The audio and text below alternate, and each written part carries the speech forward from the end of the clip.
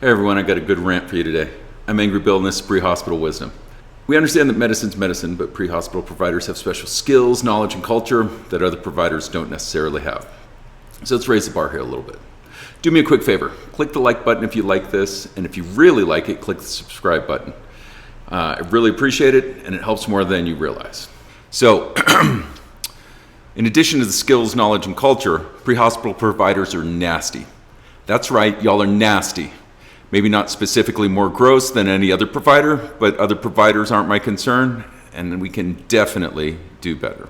I was pretty new to EMS when I was assigned to transfer a patient from one hospital to another. The patient had something called MRSA and looked nasty, looked gross. Bumps and boils and weeping sores. I knew that Ebola was named after a river in Africa where it was first found, and Lassa fever had a similar story. So I thought maybe MRSA was a hemorrhagic fever named after the MRSA River. There must be a MRSA River in the Congo or something, right? Weird that this guy had it in Colorado. The most screwed up part of that story is that I transported him from one hospital to another without an astronaut's spacesuit. I just had a gown, gloves, and glasses. Even that was only because the nurse insisted that I wear a gown, otherwise I wouldn't have. I was much dumber in my youth. It was much later that I learned that the poor guy's disease wasn't MRSA, but MRSA, methicillin-resistant Staphylococcus aureus. Staph aureus is a pretty common bacteria, and overly aggressive prescribing of antibiotics combined with not taking all of the prescriptions resulted in antibiotic resistance. So there are two kinds of MRSA. Healthcare-acquired MRSA, HA MRSA, infections are usually associated with hospitals and nursing homes. Usually involve invasive procedures and devices like catheters. Populations at risk for hospital-acquired MRSA include the sick, the hospitalized, and patients who reside in long-term care facilities. You know, people we see all the time. Community-acquired MRSA, CA MRSA, occurs in otherwise healthy people and is spread by skin-to-skin contact. So contact sport athletes, childcare workers, and people in crowded conditions like the jail and military are more at risk. Both kinds of MRSA are resistant to methicillin antibiotics. Those are most of the more common antibiotics that are prescribed and include most of the penicillins, amoxicillins, and cephalosporins. MRSA contamination can be asymptomatic, but an infection usually begins as small red bumps that look like pimples or a spider bite. Within a few days, those pimples grow to larger, painful boils and eventually abscess. Most MRSA infections remain confined to the skin and superficial tissues.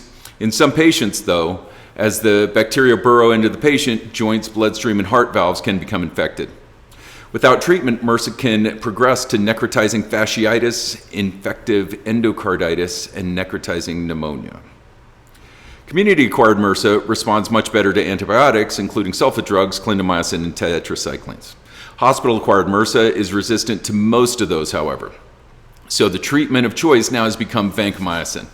New drugs, such as linezolid and daptomycin and some others, are also approved and reserved for MRSA treatment. So how is MRSA infection prevented? It's embarrassingly simple. Hand washing, surface disinfection, and covering any wounds or scrapes that you may have. That's it. So let me ask you, how often do you wear gloves throughout the entire patient contact? How often do you disinfect or wash your hands? When was the last time you disinfected your stethoscope or the blood pressure cuff? Worse, consider who had your ambulance last. Did they do those things? Or are they filthy nose pickers that kept driving the ambulance without washing their hands? If you say always, or pretty much always, I can call you a liar and be statistically correct more often than not. Tons of studies show that we're horrible about these things. EMS providers are bad at standard precautions. We're in denial about it. If you're a medic or an EMT and aren't constantly complaining about how dry your hands are, you probably aren't washing them enough. So let me back up my claim that y'all are nasty. A 2014 study led by Bledsoe looked at 423 EMS deliveries to an ED and watched what the 899 providers were doing. Only 57% arrived wearing disposable gloves, less than 30% washed their hands. Just over 30% disinfected at least one piece of equipment, and that's usually washing blood off the stretcher. Y'all are nasty. Another study from that year watched for hand washing among paramedics. It isn't a strong study using paramedic students to watch medics in a convenient sample and only collected about half of available employees in 258 calls over 6 months. Only about 62% washed their hands. Only 1% sanitize their hands before patient contact, and only about 20% wash their hands before meals. Y'all are nasty. Alvis and Bissell randomly selected 4 ambulances and swabbed 5 locations in each to check what kind of pathogens grew. They isolated 7 species of bacteria. 4 of the species were substantial pathogens, and 3 of those 4 had significant antibiotic resistance. Viancelli did a similar study in 2022 and found 33 bacterial isolates with resistance from 8 samples in 3 ambulances. Y'all are nasty. In 2007, a group of researchers, including a good friend of mine, hi Tom, swabbed 21 ambulances and almost 50% tested positive for MRSA. Half tested positive for MRSA. Y'all are nasty.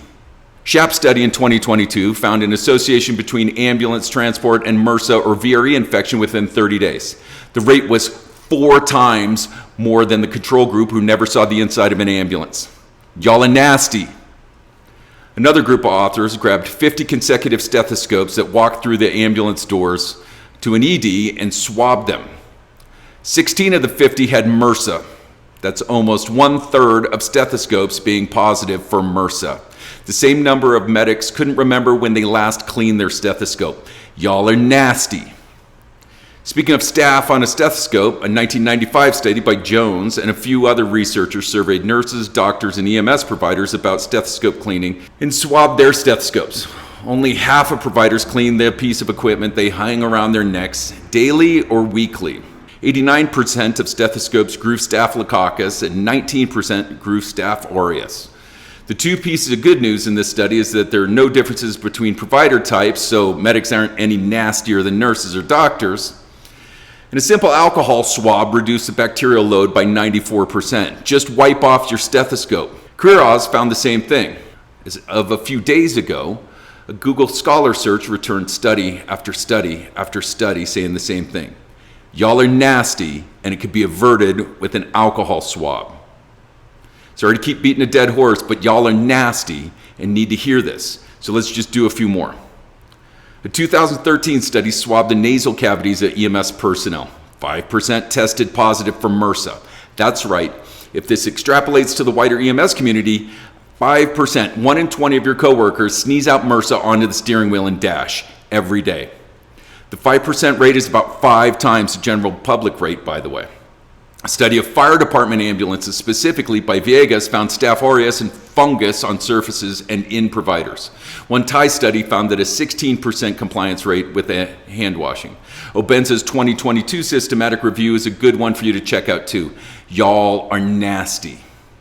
That statement comes from my own experience as well as tons of studies like the ones listed here. Start to pay attention to how often your partner washes their hands. They're nasty.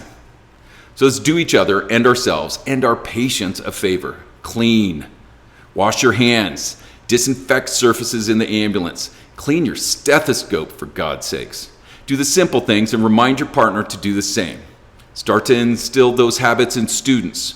Our coworkers, our patients, and our families deserve a little more in the way of cleanliness, because MRSA, while nasty, is only one kind of infection that we got to deal with. Let me know what you think of this.